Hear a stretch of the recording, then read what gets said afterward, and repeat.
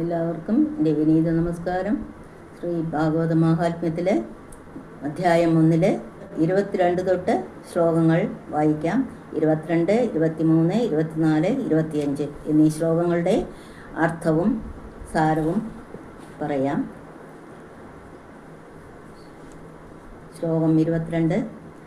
ശൗനക ഉവാച ലോകവിഗ്രഹയുക്തസ്യ നാരദസ്യ സ്ഥിരസ്യ ച വിധിശ്രവേ കുതപ്രീതിഃ സംയോഗ കുത്രതൈഃ സഹ. ലോകവിഗ്രഹയുക്തസ്യ നാരദസ്യ സ്ഥിരസ്യ ച വിധിശ്രവേ കുതപ്രീതിഃ സംയോഗ കുത്രതൈഃ സഹ.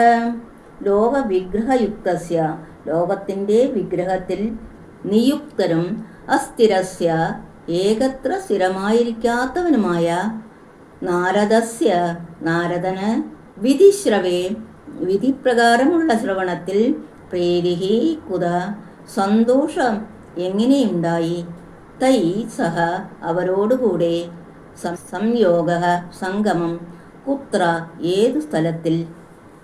ശൗനകൻ പറയുന്നു, നാരദ സനകാദി സംവാദം അസംഭാവ്യമെന്ന് വിചാരിച്ച് ശൗനകൻ അതിൻ്റെ സൂക്ഷ്മസ്ഥിതിയെ അറിവാൻ വേണ്ടി സുതനോട് ചോദിക്കുന്നു. ജനങ്ങളെ തമ്മിൽ കലഹിപ്പിച്ച് അവർക്കുള്ള ദോഷങ്ങൾ തീർത്ത് അനുഗ്രഹിപ്പാനായി ദൈവത്താൽ നിയമിക്കപ്പെട്ടിരിക്കുന്ന ശ്രീ നാരദമുനി ഒരു ദിക്കിൽ സ്ഥിരമായിരിക്കാതെ 4 ദിക്കിലും ചുറ്റി തിരിയുന്നതിൽ അല്ലയോ സന്തോഷിക്കാറുള്ളത്? അങ്ങനെയിരിക്കെ 7 ദിവസം ഒരു ദിക്കിൽ തന്നെ സ്ഥിരമായിരുന്ന് കേൾക്കുന്നതിൽ സന്തോഷം എങ്ങനെയുണ്ടായി? ഏത് ദിക്കിൽ വെച്ചാണ് സനകാദികളുടെ ചേർച്ച ശ്രീ നാരദർക്ക് ലഭിച്ചത്? യുക്തസ്യ എന്നതിന് പകരം മുക്തസ്യ എന്നൊരു പാഠഭേദമുണ്ട്. ശ്ലോകം 23.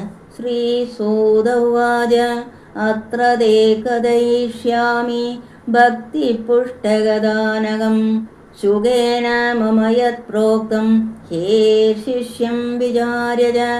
അത്ര തേ കഥയിഷ്യാമി ഭക്തിപുഷ്ടഗദാനകം ശുകേന മമ യത് പ്രോക്തം രഹശിഷ്യം വിചാര്യ.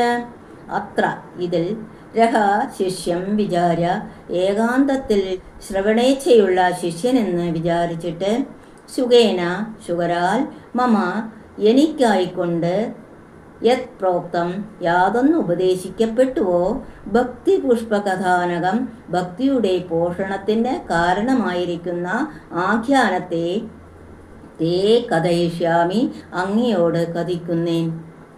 സൂതൻ പറഞ്ഞു, നാരദ സനകാദി സംവാദ സംഗതിയെ വെളിപ്പെടുത്തുവാൻ ശ്രീ ശുകമുനി എന്നോട് ഉപദേശിച്ച ആഖ്യാനത്തെ ഞാൻ അങ്ങയോട് പറയാം. ഭക്തിയെ വർദ്ധിപ്പിക്കുന്നതിന് കാരണമായിരിക്കുന്ന ഈ കഥ ഞാൻ ഏകാന്ത ഭക്തനായ ശിഷ്യനാണെന്ന് ഉള്ള കാരുണ്യം നിമിത്തം ശുകമുനി എന്നെ കേൾപ്പിച്ചതാകുന്നു. ശ്ലോകം 24. ഏകധാതു വിശാലായാം ചത്വാര ഋഷയോ മലാഃ സത്സംഗാർത്ഥം സമായാത ദദൃശോസ്തത്ര നാരദം. ഏകധാതു വിശാലായാം ചത്വാര ഋഷയോ മലാഃ സത്സംഗാർത്ഥം സമായാത ദദൃശോസ്തത്ര നാരദം. ഏകധാതു ഒരു കാലത്തിൽ വിശാലായാം വിശാല എന്ന പുരിയുടെ സമീപത്തിൽ അമല നിർമ്മലന്മാരായ ചത്വാര ഋഷയ 4 ഋഷികൾ സത്സംഗാർത്ഥം സത്സംഗത്തിനായിക്കൊണ്ട് സമായാത ആഗമിച്ചു. തത്ര അവിടെ നാരദം ദദർശു നാരദരെ കണ്ടു. ഒരു കാലത്തിൽ വിശാല എന്ന് പേരായ പുരിയുടെ സമീപത്തുള്ള ബദരിയാശ്രമത്തിൽ സാധുജനങ്ങളോട് ചേർന്ന് സന്തോഷിപ്പാനായിട്ട് സനകാദികളായ 4 ഋഷികളും വന്നു ചേർന്നു.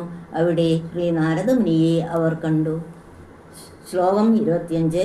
കുമാരാവോജോ കഥം ബ്രഹ്മൻ ദീനമുഖ കുതശ്ചിന്താപരോ ഭവാൻ ത്വരിതം ഗമ്യതേ ഗോത്ര കുതശ്ചാഗമനം തവ.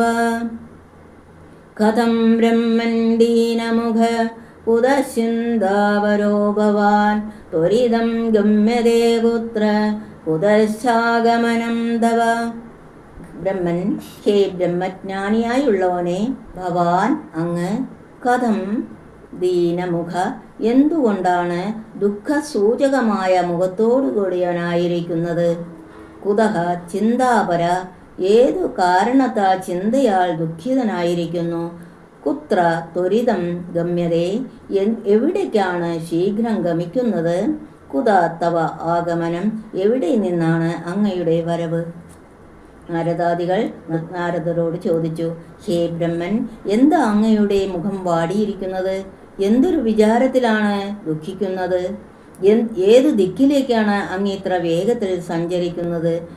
ഏത് ദിക്കിൽ നിന്നാണ് അവിടെ വന്നെത്തിയത്? ഓം നമോ ഭഗവതേ വാസുദേവായ. ഓം നമോ ഭഗവതേ വാസുദേവായ. ഓം നമോ ഭഗവതേ വാസുദേവായ.